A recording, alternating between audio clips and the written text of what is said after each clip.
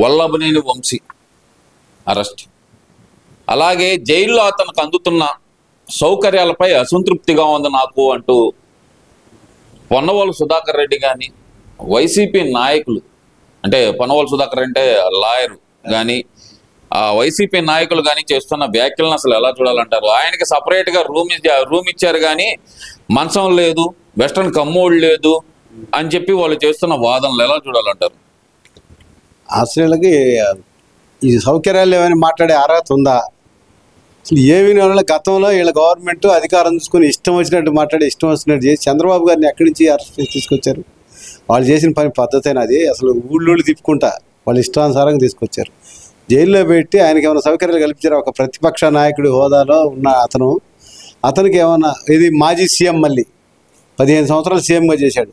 అట్లాంటి వ్యక్తిని అకారణంగా తీసుకొచ్చి జైల్లో పెట్టారు. ఆ రోజు వీళ్ళందరూ మాట్లాడేదే, మరి జగన్మోహన్ రెడ్డి ఇచ్చాడో చేసాడు చేతననుకో, మరి అది మంచి పద్ధతి కాదండి. మనం కూడా ప్రజాస్వామ్యంలో ఉన్నాం, వాళ్ళకి కావాల్సిన సౌకర్యాలు ఈ రకం కాదండి, ఇటు చేయాలని చెప్పాలిగా. ఇవాళ మీకు గుర్తొచ్చింది, మీ కాడికి వస్తే కనుక వీళ్ళ కాడికి వస్తే కనుక గుర్తు రాలా. ఏది సౌకర్యాలు, మంచాలు? ఎవడైనా జైల్లో మంచాలు ఎత్తారా? దొంగ తప్పు చేశాడు కాబట్టి వాళ్ళు లానేస్తున్నారు, తీసుకెళ్ళారు. తప్పు చేయని వాళ్ళే మీరు తీసుకొచ్చేసారు. నిర్దోషిగా బాబు గారు బయటకు వచ్చాడు. మీరు చేసిన అరాచకం, అంత అరాచకం చేసిన వాళ్ళు ఇవాళ మీరు మాట్లాడే అర్హత ఏడాది మాకు సౌకర్యాలు ఇవ్వట్లేదు, చేయట్లేదని. అసలు నువ్వు ఎక్కడి నుంచి గెలిచావు, ఎక్కడికి వెళ్ళావు? డబ్బు కోసం కక్కుర్తి పడి దందాలు చేసి నీ ఇష్టానుసారంగా చేసి వాళ్ళ జైల్లో పడి మళ్ళీ మమ్మల్ని సౌకర్యాలు లేకుండా చేస్తున్నట్టు కరెక్ట్ కాదు. ప్రజలందరూ మీరు చేసే పనులన్నీ గమనిస్తున్నారు. మీరు ఇష్టం వచ్చినట్టు ఇంకా మానుకోండి. ఇప్పుడు మీకు 150 సీట్లు ఇచ్చినాక మీరు 11 సీట్లకు వచ్చారంటే మీరు ఎంత అధోగతి పాలనలో ఉన్నారో చూడండి. మీరు ఇష్టం వచ్చిన పరిపాలన చేయబట్టే రాజారెడ్డి రాజ్యాంగం అనేది ఒకటి పెట్టారు. అప్పుడు అందరూ అంటే రాజారెడ్డి రాజ్యాంగం నడుపుతున్నాడు జగన్మోహన్ రెడ్డి అంటే నేను ఏమోలే అనుకున్నాను. కానీ ఇప్పుడు అర్థమవుతుంది వీళ్ళు చేసిన అన్ని అరాచకాలు బయటకు వస్తున్నాయి. నిజంగానే వీళ్ళు చేసిన పని అదే.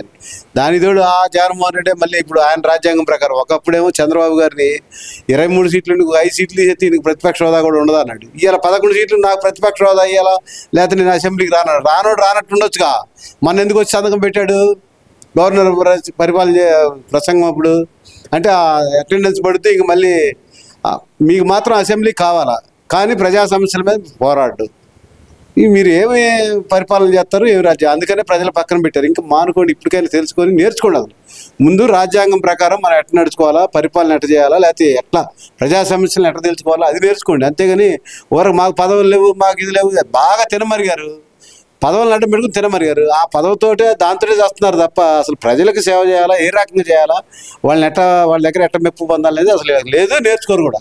అంటే ఇక్కడ ఇంకో విషయం కూడా చూసుకుంటే గనక, ఇందాక మీరు అన్నట్లు ప్రతిపక్ష హోదా, ఆ ప్రతిపక్ష హోదా ఇస్తే గనక అధికార పక్షాన్ని చెడుగుడు ఆడుకుంటాడు, కడిగేస్తాడనే భయంతో జగన్మోహన్ రెడ్డికి ప్రతిపక్ష హోదా ఇవ్వట్లేదు. జగన్మోహన్ రెడ్డి అసెంబ్లీలోకి వస్తే కనుక 164 మంది గడగడ వణుకుతారు, వణికేటట్టు జగన్మోహన్ రెడ్డి చేస్తాడు కాబట్టే ప్రతిపక్ష హోదా ఇవ్వట్లేదు అనేది వైసీపీ నాయకుల వాదన. ఇందులో వాస్తవం ఉందనుకోవాలంటారా? చెప్తుంది అదే, నేర్చుకోండి, పరిపాలన ఎట్లా చేయాలో నేర్చుకోమని చెబుతున్నాం. అంతేగాని ఈయనొత్తే వచ్చబోస్తున్నాడు ఎవడు ఉంటాడు? అంత అవసరం ఏముంది? ప్రజలు పక్కన కూర్చోబెట్టారు, నిన్ను తీసి అవతల పడినారు.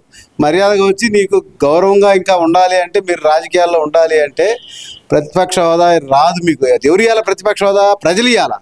ప్రజలు ఇలా ప్రజాభిష్ట ప్రకారం రాజ్యాంగ ప్రకారం నడుచుకోమని ఇందాక కూడా చెప్తుంది అదే. నేను అది తెలియతే మీకు తెలుసుకోండి. అంతేగాని నా ఇష్టం వచ్చినట్టుగా మీ ఇంట్లో పెత్తనం చేసినట్టు, మీ తాతగారు చేసినట్టు సొంత రాజ్యాంగం నడుపుకోవాలంటే కుదరదు. ఇది ప్రజాస్వామ్యంలో ఉన్న అంబేద్కర్ గారి రాజ్యాంగం ఒకటి అంటూ రాసుకొని ఉన్నాం. మనందరం కూడా దేశం మొత్తం అదే నడుస్తున్నాం. అంబేద్కర్ గారు రాసిన రాజ్యాంగం ప్రకారం అది అందరూ కలిసి కూర్చొని చేసింది. మెయిన్గా వారు దాన్ని రచించారు కాబట్టి వారి పేరు వచ్చింది, అందుట్లో అనుమానం లేదు. దాని ప్రకారం మన భారతదేశంలో అందరూ నడుచుకుంటున్నారు. నీకు ఒక్కడికి సపరేట్గా ఇస్తారా? ఇది నువ్వేమో సీఎం అయితే మాత్రం ఎందుకు ఇవ్వాలా? కాబట్టి నీ ఇష్టం వచ్చినట్టు చేయబట్టే నేను 11 సీట్లు కూర్చోబెట్టారు, నువ్వు పనికిరావురా అని. ఇంకా మళ్ళీ ఇంకా ప్రతిపక్ష హోదా అని అదని ఇదని నువ్వు ఇష్టం వచ్చినట్టుగా మాట్లాడి మీ నాయకులు ఉనుకుతారు. ఎవడు ఉడకాల్సిన పని ఏముంది? అంటే మీరు రౌడీజం చేస్తారా ఇంత అసెంబ్లీకి వచ్చి? దేనికి వచ్చేది అసెంబ్లీకి? పరిపాలన ప్రజా సమస్యలు ఏమైనా ఉంటే అధికార పక్షానికి తెలియజేయడానికి. మీరు చేసేది తప్పు ఉందండి దీంట్లో, ఇది సరిదిద్దుకోండి, ప్రజలు అయితే బాగుంటారు అది చెప్పాలా. అంతేగాని మాకు అసెంబ్లీ ఉండాలా, ప్రతిపక్ష హోదా ఇవ్వాలా, మేము అందరిని వణికిస్తాం, దేనికి? కొట్టుకోవడానికి? బజార్లో కడపలోకి వెళ్ళి కొట్టుకోండి, బజార్లకు ఎక్కి. సరే, ఇదంతా ఒక ఎత్తు అయితే గనక వల్లభనేని వంశీ ఒంటరిగా ఉంటున్నాడు జైల్లో, అతనికి ఆస్మా ఉంది, అప్పుడప్పుడు ఒక 10 సెకండ్ల పాటు ఫిట్స్ వస్తాయి, అతన్ని ఒంటరిగా జైల్లో వదిలేయొద్దు, నా భర్తకు ఒక 4 తోడు ఉండేటట్టు చూడండి. అలాగే చూస్తే వల్లభనేని వంశీ కూడా అడుగుతుంది అదే, నాకు ఒక 4 తోడు ఉండాలి, నన్ను ఒంటరిగా ఉంచొద్దు అని అడుగుతున్నాడు. ఈ తోడుకోవాల ఏందంటారు అసలుకి? ఏ ఒంటరిగా ఉండొచ్చు, తోడు ఉండదు, తెచ్చుకోమని ఇక నలుగురు కావాలంటే కొడాలి నాని ఉండే, మరి రవి ఆయన ఉన్న ఇది పేరు నాని ఉండే, ఇట్లా ఉన్నారు కదా. మరి ఆ రోజు ఇతనితో పాటు భాగస్తులు చాలా మంది ఉండి ఉంటారు. ఇంకో మినిస్టర్ కూడా ఒక ఆయన ఉన్నాడుగా. వీళ్ళందరినీ తెచ్చుకోమను, ఎవడు కాదన్నాడు. మేము వచ్చి జైల్లో కూర్చుంటాం అంటే ఎవడో ఒకళ్ళు, మీకు అలవాటే కదా ఎవడో ఒకళ్ళు మీద దౌర్జన్యం చేయటం. ఒకవేళ పాత కేసులు ఇప్పుడు ఉన్న పోలీసులు తీలేదే అనుకోండి, ఎవడో ఒకటి చేయండి, ఒక దెబ్బ వేయండి, తీసుకొచ్చి లానేస్తారు. ఆయన దగ్గర కావాలంటే ఏదో మార్గాలు చాలా ఉంటాయి పోవాలంటే. వీళ్ళందరినీ తీసుకొచ్చి ఆడ పెట్టుకొని, తోడు పెట్టుకొని ప్యాకెట్ ఆడుకుంటే సరిపలా జైల్లో. అందుకే అడుగుతున్నాడే జైల్లో తోడే ఉంటాడని. జబ్బులు జ్వరాలు ఇవన్నీ కూడా ఇప్పుడే వస్తాయా? మీరు జైల్లోకి వెళ్ళినప్పుడు ఎన్నాళ్ళు ఎప్పుడు కూడా ఆస్మా ఉందనో లేకపోతే ఇంకోటి ఉందనో ఎప్పుడు అనలేదుగా. ఇప్పుడు వాడాడు మన పోసాని కాదు అతను, పోసాని ఇప్పుడు మన చెబుతుంది నాకు గుండెపోటు వచ్చింది అయితే డాక్టర్లు చెక్ చేసి ఏం చెప్పారు? గుండెపోటు ఏం లేదు, ఈయన ఆరోగ్యంగా బాగానే ఉన్నాడు, ఏంటి లోన అన్నారు. అంటే క్యాన్సర్ ఉందేమో అనుమానం ఉందంటగా. క్యాన్సర్ అన్ని వస్తాయి అనుమానాలు. జైల్లోకి వెళ్ళినప్పుడు వాళ్ళకి మనోడి దాకా తెలియలా, ఎదుటి జైలు వేసినప్పుడు ఇవన్నీ తెలియదు వాళ్ళకి, ఎట్ట పడితే అట్ట వేశారు. ఇప్పుడు నిజాయితీకి తీసుకొచ్చి ఏం చేశాడో తప్పు చేసి లానేస్తున్నారు కదా. ఒక్కొక్కడికి వణుకు పుట్టి శిక్ష పడుతుందేమో, ఏం చేయాలో ఏందా అని ఉనికి పుట్టి ఏం మాట్లాడుతున్నారో వాళ్ళకి అర్థం కాక ఈ పిచ్చి మాటలని మాట్లాడుతూ ఉంటారు. ఇక్కడ చూస్తే గతంలో నోరు తెరిస్తే అమ్మ మొగుడు అని మాట్లాడే కొడాలి నాని కూడా ఒక విలేకరు అడిగిన ప్రశ్నకి ఓడగొట్టిన నా ఉద్యోగం అయింది మాది, మేమేం మాట్లాడతాం ఇప్పుడు అంటూ ఆయన చేసిన వ్యాఖ్యలు. అంటే ఈయన ఒక ప్రజాసేవని ఉద్యోగం లాగా భావిస్తున్నారు అనుకోవాలంటారు. ఎమ్మెల్యే అంటే ప్రజాసేవకుడు, అది ఉద్యోగం లాగా ఈయన ఏమైనా భావిస్తున్నాడు అనుకోవాలంటారా? వాళ్ళ దాంట్లో ఉద్యోగమేనేమో. మామూలుగా అయితే ప్రజానాయకుడు అంటే ప్రజాసేవకుడు అంటాం మనం, మనకు తెలిసింది అది. వాళ్ళకేంటంటే అది ఒక ఉద్యోగం లాగా అట్నే చేశారులే. ఎవడు ఇష్టం వచ్చిన వాడు చేసి ఉద్యోగస్తుల్ని వేధించి బలవంతంగానే సరే వాళ్ళకి కావాల్సిన ఆదాయం రాబడి అంతా ఎట్ట కావాలో అటు చూసుకున్నారు 5 ఏళ్ళు. అది ఒక ఉద్యోగం లాగా ఉంది. ఇప్పుడు అవన్నీ ఏం లేకుండా పోయా, ఆదాయం లేకుండా పోయా, ఉన్న దాంట్లో తృప్తి పడే మనుషులు అయితే కాదు. ఎందుకంటే జగన్మోహన్ రెడ్డి కూడా 1000 కోట్లు తీసుకున్నాడు, ఇంకా ఏం చేసుకుంటాడు? ఆయనకు ఉంది 2 పిల్లలు. ఎవరు అయినా కానీ, ఆయన కానీ మనం కానీ చనిపోతే మన ఏమిటి ఏది రాదు. ఎందుకని వాయిస్లో బేస్ తగ్గింది కొడాలి నానికి అసలుకి? ఎందుకనంటే చేసిన తప్పులన్నీ బయటపడుతున్నాయి, ఒక్కొక్కళ్ళు లోనేస్తున్నారుగా. వాడు మరీ దారుణంగా చేశారుగా, అన్నీ బయటకు వస్తాయి.